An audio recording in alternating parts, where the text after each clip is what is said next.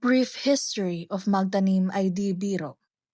This iconic Filipino song, meaning planting rice is not a joke, was popularized by national artist Felipe De Leon. It serves as a direct musical tribute to the intense physical labor of the Filipino farmer. Its lasting message, however, is one of the resilience, an enduring call for the community to find strength together and hope for the better tomorrow.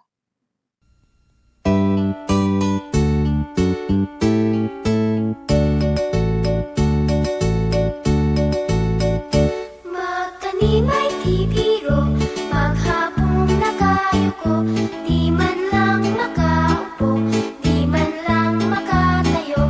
Braso ko'y namamanhid, baywang ko'y nangangawit, tinti ko'y namimiti sa pagkababad sa tubig.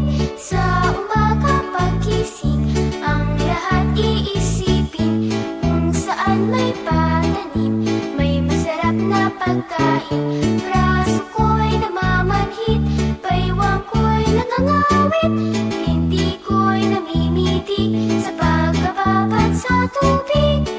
Halina, halina, mga kaliyan, tayo'y magsipag unat-unat, magpanibago tayo ng landas para sa araw ng bukas, para sa araw ng bukas.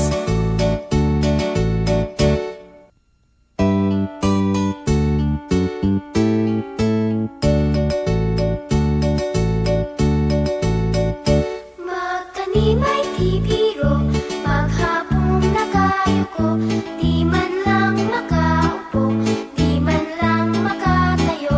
Braso ko'y namamanhid, baywang ko'y nangangawit,